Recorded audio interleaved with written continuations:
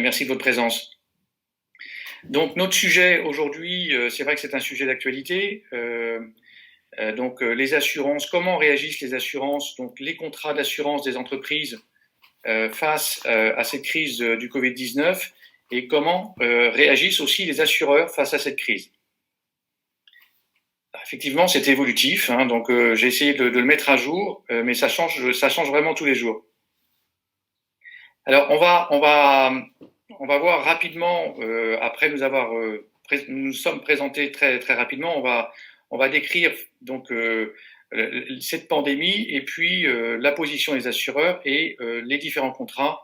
On va les voir un par un et on va voir comment ce qui est garanti, ce qui n'est pas garanti. Et enfin, on terminera sur quelques conseils sur justement la meilleure façon de gérer cette crise avec son assureur et comment vérifier que son contrat est à jour et quelles sont les dispositions qui sont proches qui concernent le Covid-19.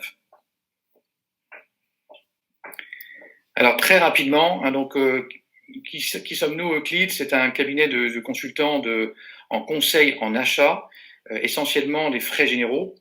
Nous sommes une trentaine d'associés répartis sur la France et nous sommes constitués d'experts par pôle de compétences. Donc à chaque fois, par compte de compétences, on a des spécialistes de métier qui ont tous une expérience dans l'entreprise et qui sont également chefs d'entreprise puisque nous sommes responsables chacun de cabinets indépendants sous une même marque Euclid et un même process Euclid. Voilà, donc pour ma part, j'ai une expérience de 20 ans en tant que risk manager en entreprise. Et donc, ça fait 6 ans maintenant que j'ai rejoint Euclid. Voilà, brièvement, je vous avais promis. Alors, la pandémie, je ne vais pas revenir dessus parce qu'on entend à longueur de journée dans les médias. Simplement, ça a été une surprise pour beaucoup. Et pourtant, bon, l'histoire, les historiens savent que ça suit le cours de l'histoire de l'être humain. Il n'y a pas besoin de remonter très très loin. Pour les spécialistes du risque, c'est un risque qui est identifié depuis longtemps comme un risque majeur. Si on retrouve les tableaux qui avaient été réalisés par le World Economic Forum, qui rédige chaque année je vous invite à le lire, on le trouve très facilement sur Internet, un Global Risk Report où on voit par nature de risque, mais d'une manière très générale, hein, on voit tous les grands risques géopolitiques, humains, politiques, de sécurité, économiques, tous les risques essentiels dans le monde, qui sont rangés par catégorie, par sévérité et par fréquence, hein, comme on ferait dans une cartographie des risques. Et on retrouve depuis en 2006, la pandémie était classée comme un risque majeur, comme le risque majeur avec 5 autres risques, hein, sur des risques avec un potentiel de dommages très sévères à court terme.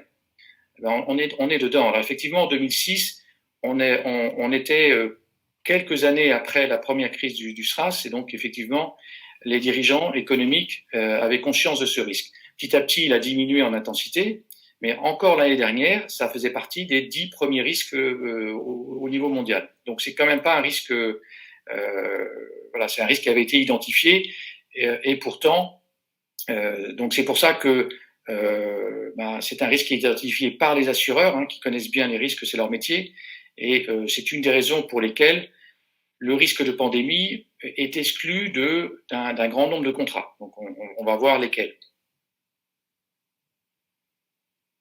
Alors les entreprises sont fortement impactées par ce risque. D'abord sur un plan humain, on va voir l'incidence que ça a sur les contrats à ce niveau-là. Donc effectivement pour les salariés. Donc ça va concerner la protection des salariés en interne dans l'entreprise et puis toutes les assurances de personnes. Ça va avoir une incidence sur l'activité de l'entreprise, donc avec notamment les assurances de perte d'exploitation. Ça va avoir une incidence sur toutes les relations de l'entreprise avec les tiers, au sens général, que ce soit les clients, les fournisseurs, les visiteurs, les salariés dans certains cas, hein, et ça va avoir une incidence tant sur l'entreprise que pour les dirigeants qui ont leur propre assurance, hein, l'assurance RC des mandataires sociaux, il va y avoir aussi un impact sur ces contrats. Ça va avoir aussi une incidence sur le cyber, hein, puisque les entreprises sont plus vulnérables avec les cyber-risques, puisque notamment par le fait du télétravail, les hackers peuvent pénétrer plus facilement les systèmes. Et puis, on va voir aussi la particularité de tout le secteur événementiel qui est couvert par des polices annulations et qui sont, elles aussi, peuvent être actionnées, mais dans des cas limités. Voilà un peu l'étendue des couvertures qu'on va regarder, une par une, et voir si elles répondent ou si elles ne répondent pas, et si elles répondent, dans quelles limites. Alors les assureurs, eux,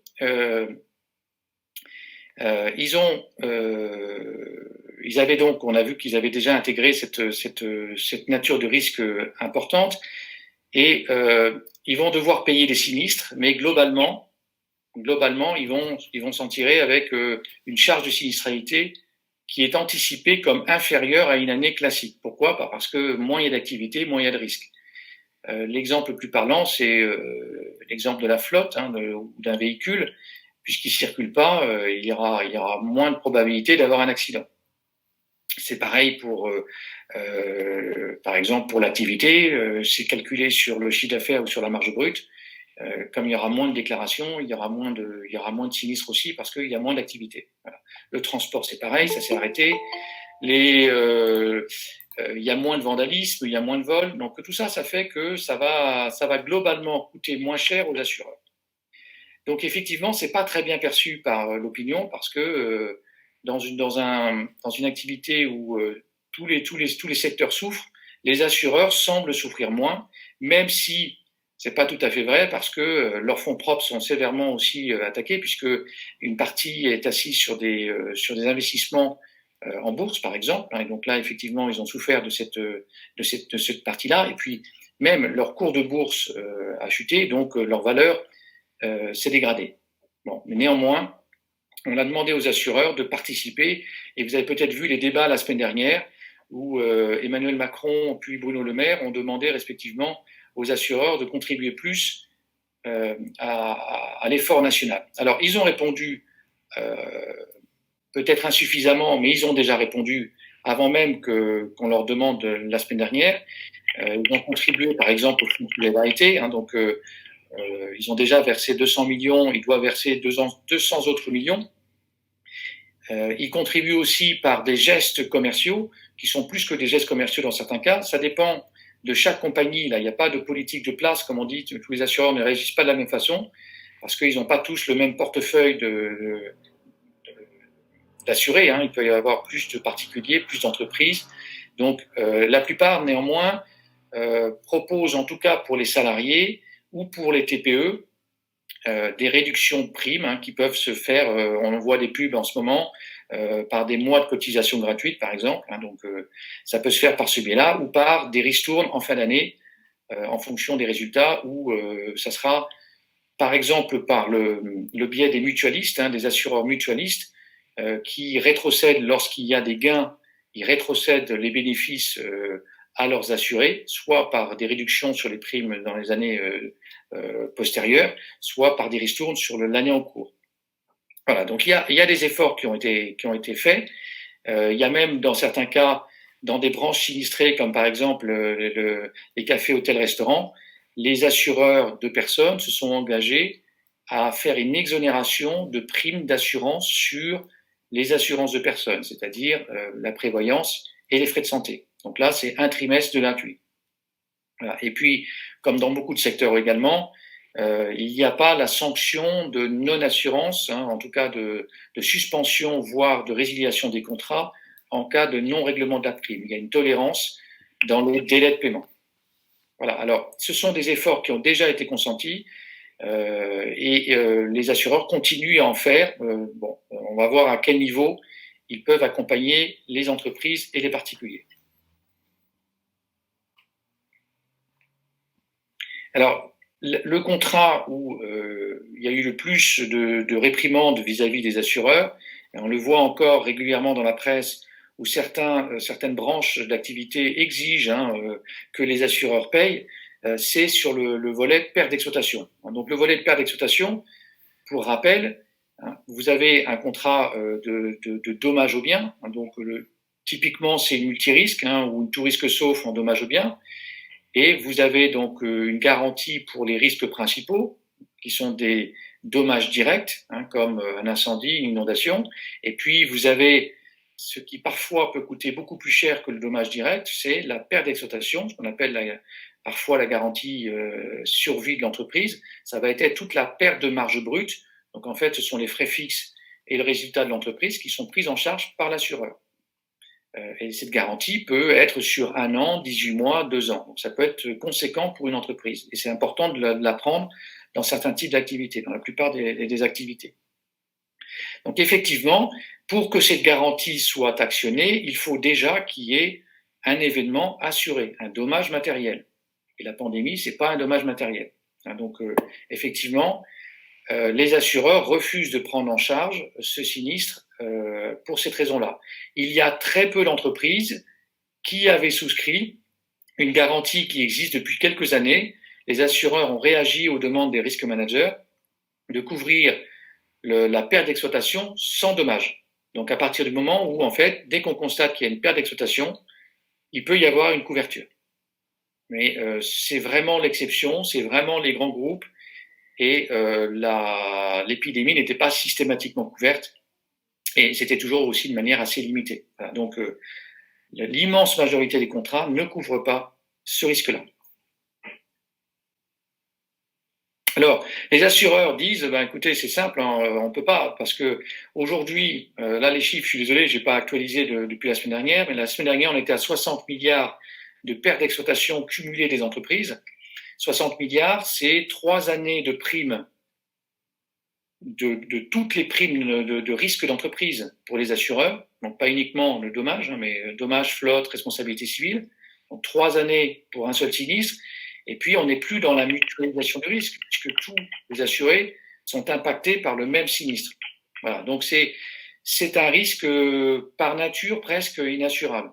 Alors, peut-être que la solution, et on va vers cette voie, c'est de prévoir, un peu comme ça a été le cas avec le régime des catastrophes naturelles qui a été mis en place en 1982, c'est de couvrir le risque, donc lorsqu'il est catastrophique, mais le risque sanitaire. Alors là, ça pourrait être un mécanisme automatique, obligatoire, comme une forme, on appelle la taxe, parce que ça pourrait être une contribution payée par tous obligatoirement à partir du moment où vous souscrivez un contrat.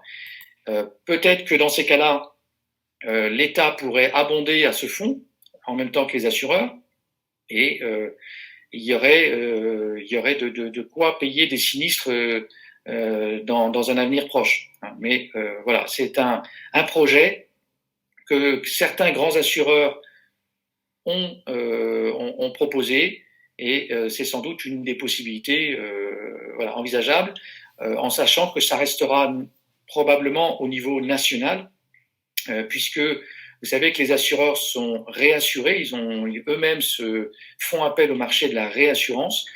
Le marché de la réassurance, il est mondial, donc on ne peut pas imposer aux réassureurs mondiaux d'entrer dans des mécanismes qui correspondent à une demande nationale. Voilà. Donc, mais ça sera une possibilité, et c'est sans doute souhaitable, parce que pour que la confiance revienne, il est important que les chefs d'entreprise sachent que en cas de gros pépins, et ça c'est un gros pépin, malheureusement beaucoup d'entreprises vont beaucoup souffrent déjà beaucoup de cette pandémie. Eh bien, il faut pouvoir compter sur une garantie, une forme de matelas, de couverture qui permettrait de repartir plus rapidement en cas de pandémie. Et ça pourrait être une solution, et donc ça serait intéressant pour que l'économie aussi regagne de la confiance, et que les entrepreneurs ne soient pas découragés par cet événement-là. Voilà, parce que on sait que il peut y avoir, ça peut revenir, comme ça fait déjà depuis 20 ans, ça fait déjà 3 fois qu'on a eu des crises importantes. pas de cette nature heureusement, mais voilà, c'est pas la première fois que on peut être touché dans un monde de plus en plus globalisé par ce type d'événement. Voilà pour la garantie perte d'exploitation. Alors c'est plus simple pour les assurances de personnes, qui est l'autre volet. Assurance de personnes, vous avez que ce soit au niveau individuel ou que ce soit au niveau des collectifs dans les entreprises, vous avez deux volets. Le volet complémentaire frais de santé, donc qui couvre les frais de santé et donc d'hospitalisation des assurés. Et puis vous avez le volet prévoyance qui couvre l'invalidité, l'incapacité et le décès. Alors vous n'avez pas d'exclusion dans ce type de contrat. En tout cas, le risque de pandémie, d'épidémie n'est pas exclu, ce qui veut dire que en fait c'est couvert comme une grippe. Les frais les plus importants, ce sont les frais d'hospitalisation. Ils sont pris en charge.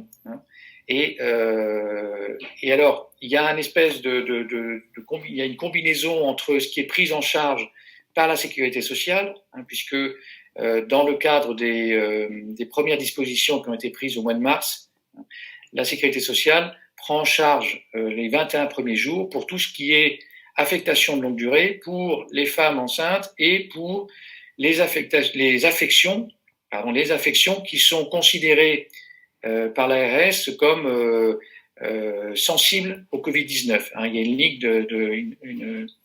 une liste d'affections qui sont considérées comme admissibles pour être indemnisées automatiquement en termes d'indemnité journalière. Après, donc ça va être les contrats prévoyance qui vont prendre le relais.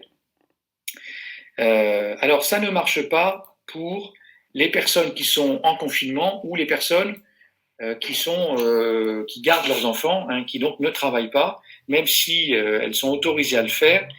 Les contrats d'assurance ne prendront pas le relais pour la simple et bonne raison que le déclenchement de ces garanties, c'est soit l'accident, soit la maladie. Et on n'est pas dans ce cas de figure lorsque on n'est pas malade du Covid-19 ou que l'on n'a pas côtoyé directement un malade du Covid-19. Alors, le cas particulier du chômage partiel ou alors l'activité partielle, il y a toujours la garantie, puisque la plupart des contrats ne considèrent pas que le chômage partiel est une cause d'exonération du contrat de travail. Donc, l'employeur, lui, doit continuer à maintenir sa contribution, puisque dans une collective, il y a toujours une part patronale. Il faut faire attention à ça parce que pour bénéficier d'une exonération de taxes partielle, il faut bien remplir toutes les conditions de validation dans la collective. Sinon, il peut y avoir un redressement URSSAF. Voilà, mais il faut savoir que ça sera bien couvert. Il peut y avoir une incidence sur le calcul des primes, quoique on estime qu'il sera pas très élevé parce que la plupart des contrats, les primes sont assises sur le plafond mensuel de la sécurité sociale. Et lorsqu'on est en activité partielle, ça peut être, c'est pas forcément, ça sera de toute façon le plafond qui servira de base et pas le montant qui reste à charge. Voilà. Donc là, je vous parle de ce qui se passe pour les assurances de personnes. Bien entendu, pour tous les contrats qu'on évoque aujourd'hui, je vous parle de généralité. Il faut systématiquement aller voir votre contrat parce qu'il peut y avoir des dispositions qui divergent par rapport à ce que je vous explique là. Par exemple, la cause de suspension de travail, c'est pas systématique dans tous les contrats.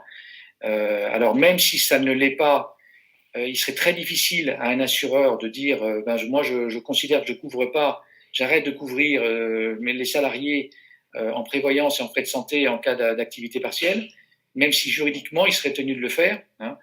Il pourrait ne pas le faire, ça serait difficile à tenir commercialement. Et donc il faut quand même vérifier tous les contrats pour bien vérifier que les conditions dont on parle aujourd'hui s'appliquent bien à votre contrat. Voilà, et s'il n'y a pas d'exclusion particulière.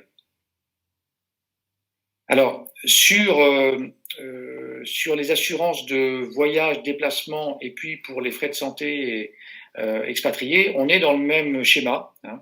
Il n'y a pas d'exclusion de la pandémie, donc il y aura toujours les garanties qui seront opérantes. Alors c'est d'autant plus important en cas de voyage et pour les expatriés, c'est que en France, on bénéficie quand même d'un système qui est très généreux, notamment sur la prise en charge des frais d'hospitalisation. Même dans le pire des cas, le reste à charge n'est pas, il peut être onéreux, mais c'est pas non plus insupportable. Ça peut l'être vraiment lorsqu'on est en déplacement à l'étranger. Donc, ça peut être des montants très conséquents dès qu'il y a de l'hospitalisation. Donc, c'est important de savoir que ça reste couvert.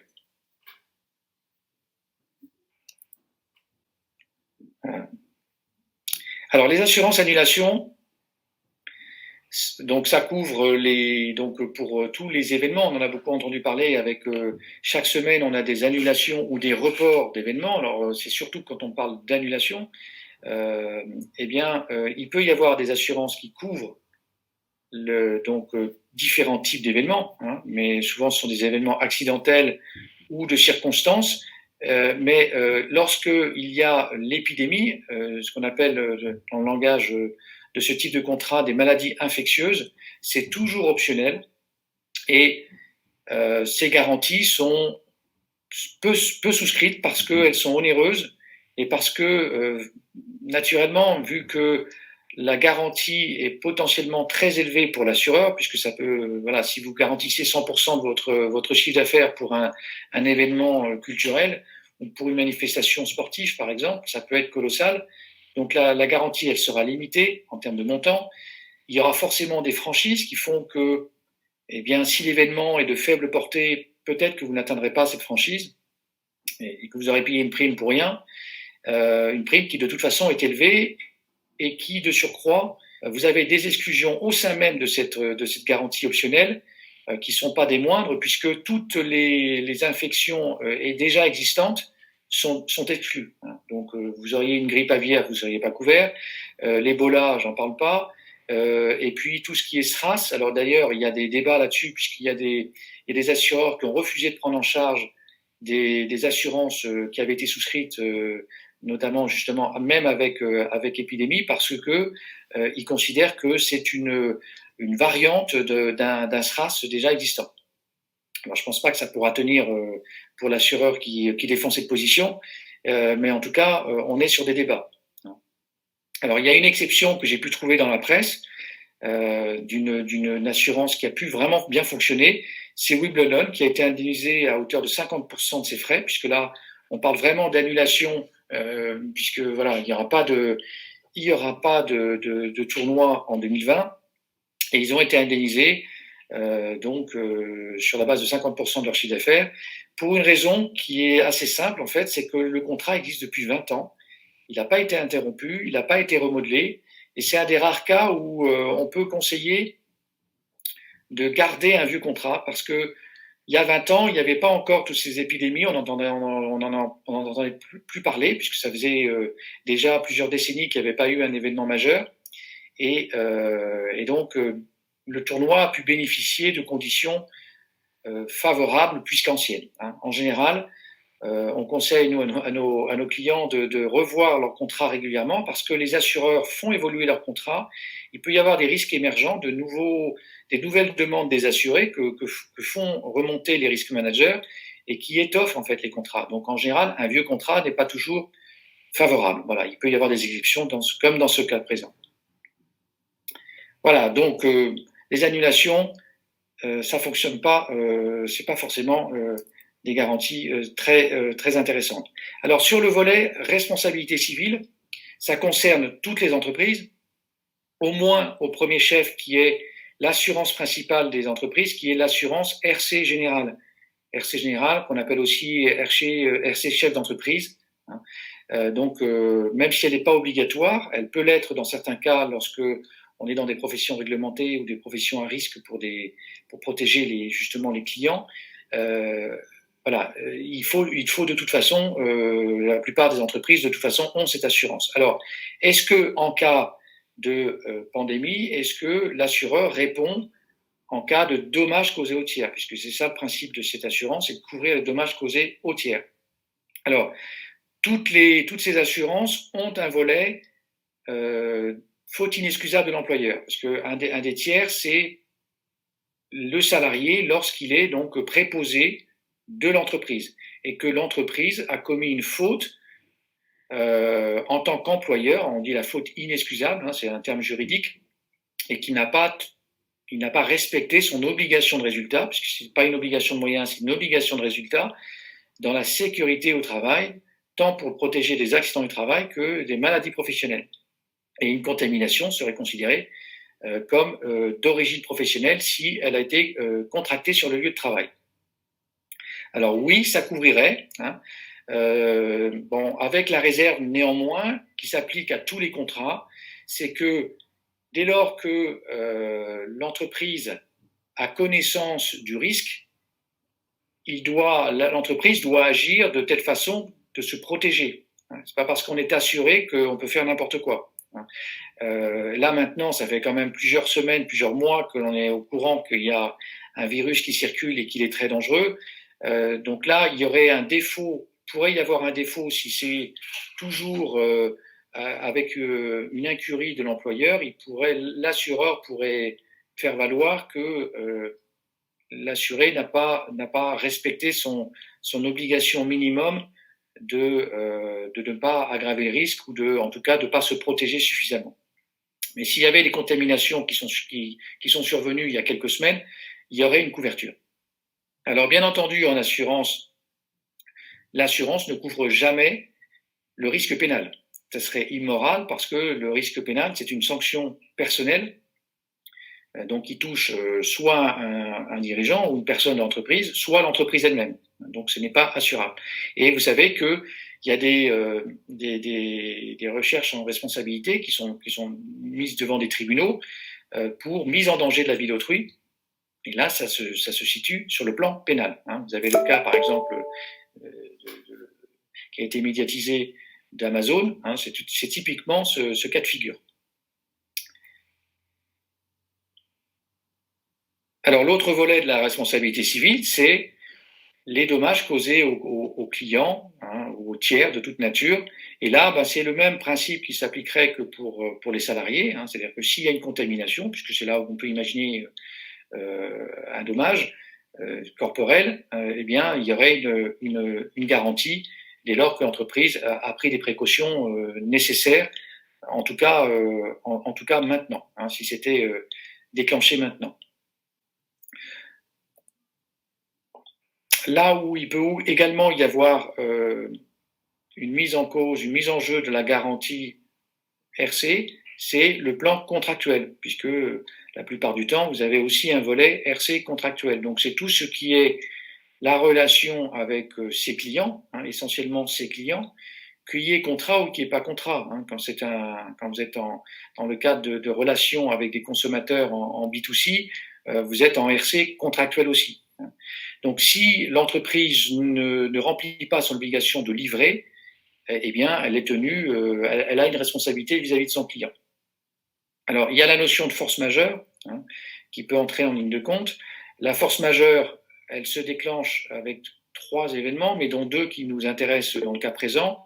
C'est l'imprévisibilité. Il faut que l'événement soit imprévisible. Alors, on considère que, à l'égard du Covid-19, la notion d'imprévisibilité, le moment clé, c'est le moment où l'OMS a déclaré que l'épidémie était mondiale et donc on était dans un cas vraiment de pandémie. À ce moment-là, on peut considérer que cette date qui est le 30 janvier, on commence déjà à en parler, les avocats commencent à considérer que ça peut être une date de référence. Hein. Est-ce que le contrat a été conclu avant ou après le 30 janvier? Ça peut être un élément déclencheur de la force majeure. Après, un autre élément de la force majeure, il faut que l'événement soit irrésistible. Et là, c'est plus délicat à montrer parce que l'impossibilité d'exécution, elle doit être absolue. D'accord? Donc, si c'est plus compliqué, si c'est plus cher, si c'est plus long à mettre en œuvre, eh bien, c'est pas une raison pour faire jouer la force majeure. Donc, pour l'entreprise, il faudra quand même respecter le contrat et on ne peut pas demander à son assureur de ne pas le faire. D'ailleurs, commercialement, ça serait difficilement tenable. Néanmoins, si toutes les conditions sont réunies, à ce moment-là, on peut faire jouer la force majeure et dans ces cas-là, s'il y a des pénalités, enfin en tout cas si l'entreprise tierce a subi un préjudice, il pourrait y avoir des dédommagements de la part de l'assureur. Mais voilà, les conditions, vous voyez, elles sont quand même nombreuses pour y satisfaire. Le dernier volet, c'est la cyber. Pendant très longtemps, et quasiment jusqu'à 2020, on incluait dans la responsabilité civile de l'entreprise la responsabilité cyber, c'est-à-dire si du fait de l'activité en ligne de l'entreprise hein, ou de virus qui pourraient rentrer dans les systèmes de l'entreprise et qui du coup causerait un dommage aux tiers, eh bien ça rentrait dans cette assurance-là. Alors les assureurs, comme c'est un risque émergent qui est de plus en plus prégnant, ils demandent maintenant et ils excluent de leur nouveau contrat le risque cyber. Et donc, si vous voulez continuer à être assuré, il faut prendre une assurance spécifique, une assurance cyber-risque, qui couvrira à la fois les volets de responsabilité civile et les volets de dommages, c'est-à-dire les dommages que vous subirez en tant qu'entreprise. Voilà, donc, si vous êtes dans un contrat qui est toujours régi par les anciennes formules, il y en a de moins en moins, et les assureurs mettent à jour leurs conditions générales pour exclure ça, eh bien, vous seriez couvert aussi, et effectivement, le risque est accru en ce moment parce qu'il y a plus de vulnérabilité. Donc, voilà, donc il y a quand même cette problématique qui est importante. Les assureurs de cyber-risque voient leur sinistralité augmenter depuis plusieurs semaines. Voilà pour la responsabilité civile. On a peut-être fait le tour. Il nous manque un volet qui est la responsabilité civile des mandataires sociaux, qui est un contrat séparé, hein, bien qu'on parle bien de responsabilité civile. Et là, c'est un contrat que la plupart des entreprises souscrivent. Hein, donc, qu'est-ce que c'est? Ben, c'est la responsabilité personnelle des dirigeants. Hein. Les dirigeants de droit ou de fait, hein, il n'y a pas de, à partir du moment où une personne a un pouvoir de décision, de gestion, de supervision dans l'entreprise, elle est couverte. Et donc, il peut y avoir des mises en cause à ce titre-là, parce que, par exemple, si le cas le plus classique en cas de contagion, si le dirigeant n'a pas veillé au bon respect des gestes barrières, par exemple, hein, ou le confinement dans l'entreprise, eh bien, on pourrait lui reprocher personnellement voilà, d'avoir contribué à cette contagion. Même chose en cas de discrimination, puisque les rapports sociaux peuvent être une clause de garantie.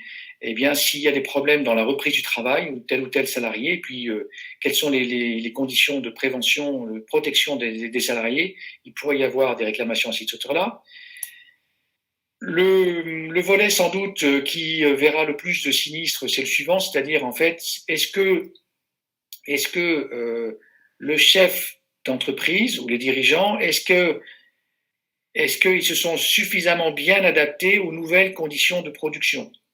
Hein, peut-être qu'il y a, si l'entreprise traverse vraiment des difficultés financières importantes, voire est en faillite, hein, et donc il pourrait y avoir des actionnaires ou des salariés qui seraient victimes d'une mauvaise gestion, et peut-être qu'il y aura eu une sous-estimation du problème de disruption de la supply chain. Hein. Est-ce que le chef d'entreprise a bien anticipé le fait de trouver des fournisseurs alternatifs, hein, par exemple, de pouvoir refaire travailler son outil de production dans les meilleurs délais pour justement éviter les pertes d'exploitation.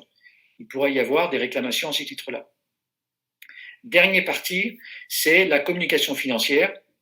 Elle est de plus en plus importante pour les entreprises. Il faut savoir communiquer.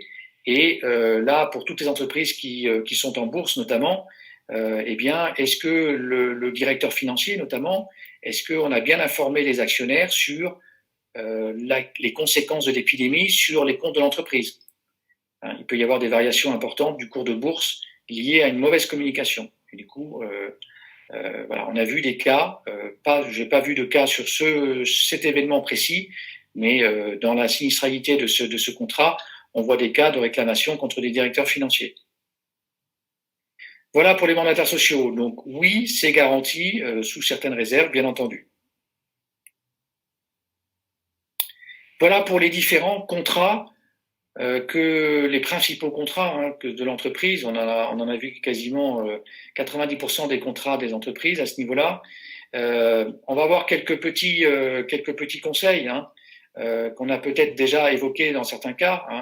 Alors effectivement, comme la plupart des entreprises qui souffrent de problèmes de trésorerie en ce moment, il est possible, lorsque vous avez des échéances, les entreprises payent en général à l'année, au semestre ou au trimestre, parfois mensuellement, lorsque ce sont des contrats, dans certains types de contrats, on peut demander des reports. Et alors, on peut aussi demander une réduction de la prime. On va le voir parce que effectivement, quelle est la sinistralité de l'entreprise anticipée sur 2020 et si on estime que la sinistralité va être fortement diminuée du fait de la baisse d'activité, on peut demander à l'assureur d'agir sur la prime dès la prime 2020, même si les conditions contractuelles font que les conditions de tarification, le calcul de la prime se fait sur des bases très objectives et pas nécessairement liées à la sinistralité, ce qui est rarement le cas. Je prends l'exemple d'une flotte, une flotte automobile. La plupart du temps, la prime, elle est calculée sur le nombre de véhicules. Et l'assureur, il va couvrir les véhicules, quel que soit le nombre de kilomètres parcourus dans l'année.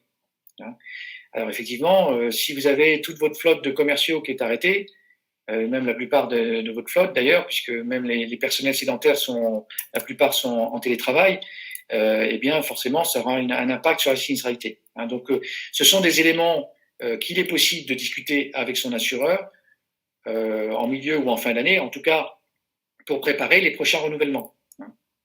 Alors vous pouvez demander à vos assureurs d'avoir un regard plus bienveillant, notamment sur les sinistres qui sont en cours.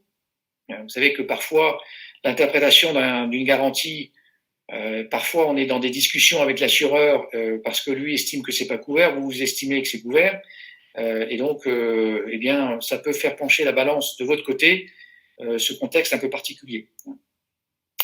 Vous pouvez aussi demander à l'assureur, lorsque vous avez des franchises élevées, d'appliquer une franchise plus basse pour que justement que votre charge de sinistre, votre reste à charge soit inférieur. Ça pourrait être un levier de discussion avec vos assureurs, de telle façon que pour lui, ça soit peut-être plus neutre que de faire passer ça directement dans les conditions financières.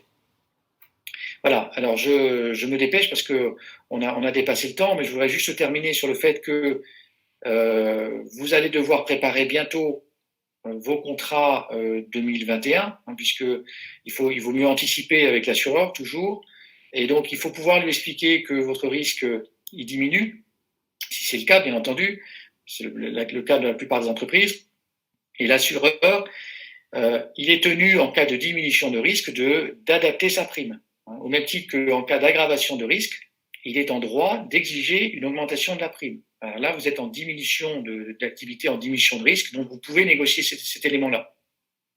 Alors le contexte est très particulier sur 2021 parce que on était depuis 18 mois, on était dans une phase haussière des primes, parce que les assureurs ont baissé leurs primes pendant plusieurs années, et ils avaient atteint un niveau qui est en dessous de leurs résultats techniques. Donc techniquement, ça faisait plusieurs années que du fait de la compétition, de l'agressivité de certains assureurs qui cherchent à rejoindre le marché des entreprises, puisqu'il y a de plus en plus d'intérêt pour ce marché-là, eh bien les prix avaient baissé. Et là, depuis 18 mois, ils sont remontés et de manière assez sensible sur certains secteurs d'activité.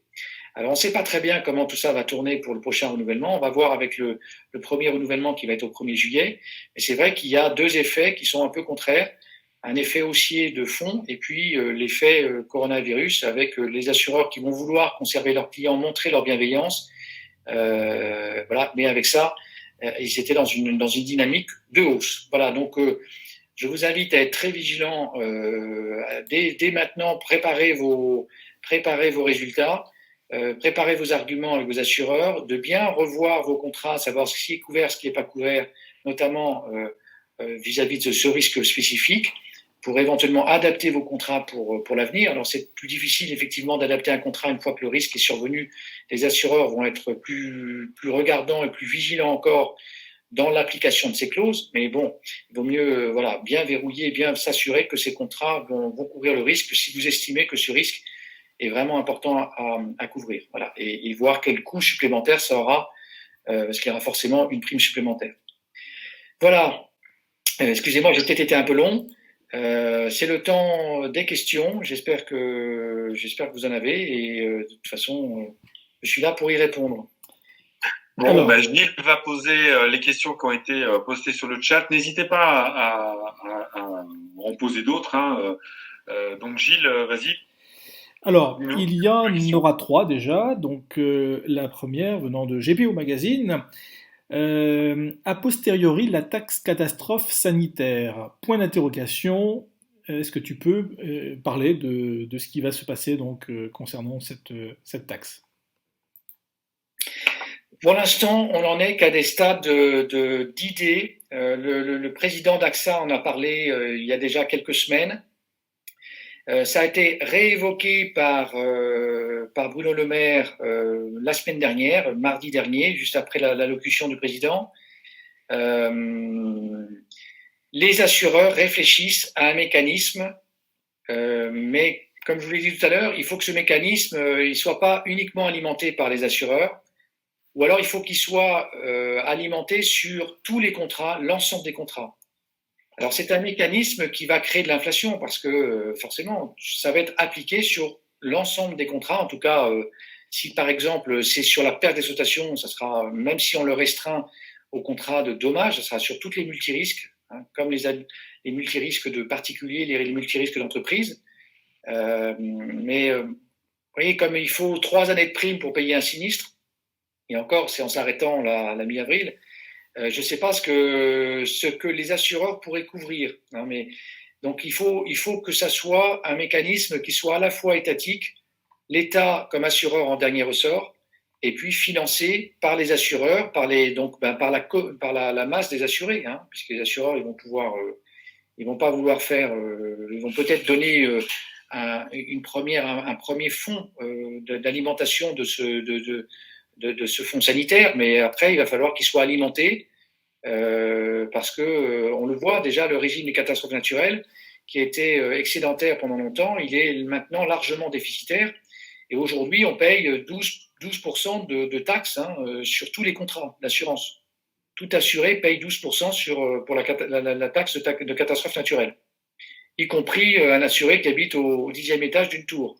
Donc, qui, lui, ne peut pas être affecté par un risque d'inondation. Donc, c'est de la mutualisation au sens très large. Voilà. Et les assureurs ont dit qu'ils allaient réfléchir, ils vont proposer quelque chose, mais ça va être quelque chose de commun et dans lequel l'État devra, à minima, intervenir en tant que assureur de dernier ressort. C'est-à-dire que les assureurs vont dire, nous, on s'engage sur X milliards d'euros, mais après, on ne peut plus, quoi. Ok, merci. Une question ?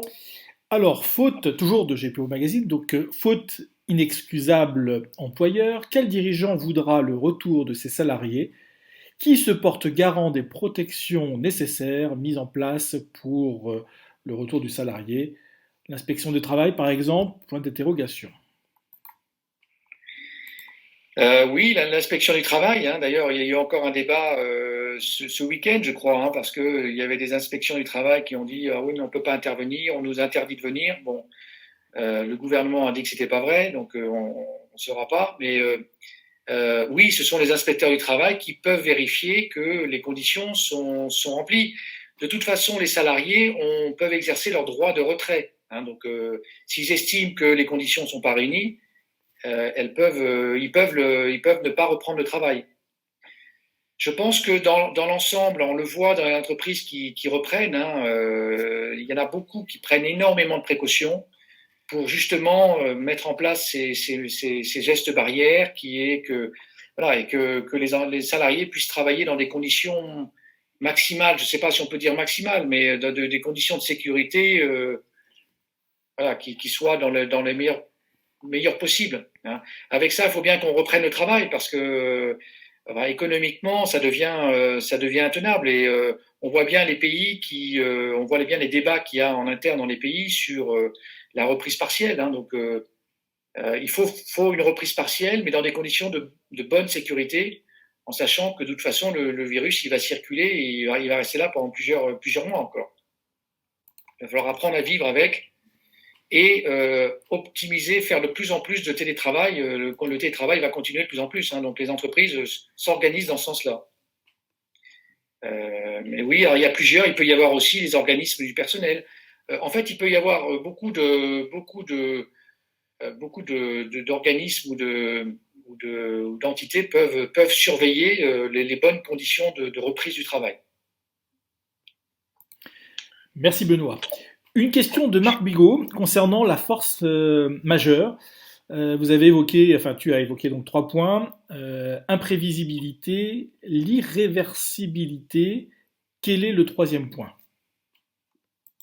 Alors, c'est irrésistible, imprévisible, irrésistible et insurmontable, je crois. Donc, il y a 3 conditions. En fait, ça revient. Ce qui nous intéresse vraiment, c'est le fait que ça soit insurmontable. C'est qu'on peut pas